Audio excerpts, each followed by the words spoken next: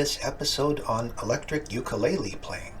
This is jam level, and if you're a beginner, you're welcome here, but you can also watch the earlier episodes, which go into more detail. Here I'll just show you the isolated uke part.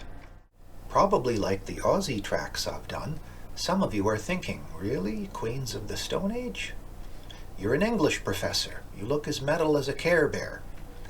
Well, you have to watch the quiet ones. Second, maybe some of you wonder if I'm making fun of the band playing it on a uke, and of course I'm not.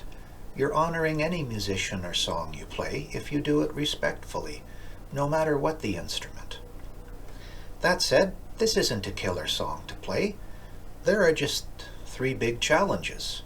One is that you have to play it fast, and this may be the quickest tempo I've done. Yes, some simplification was made. I fudged a bit on the drums and I combined 2 recordings, but one of my ground rules in this series is that I'll only give you a ukulele part that I can play in real time in one take.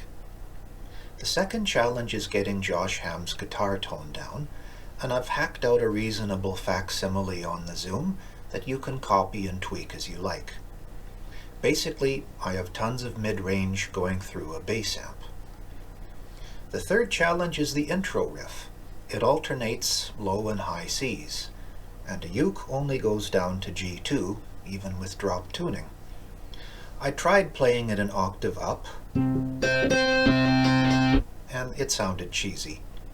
I tried using the Zoom to octave down, and it sounded robotic. What I ended up doing is pitch shifting down to a C, and then I use the mono pitch effect because I'm doing single notes, and it tracks better. Then I use my foot to switch to the regular patch.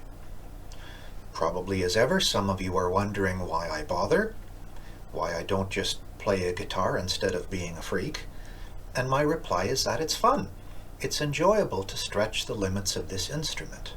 So tune up and let's learn it.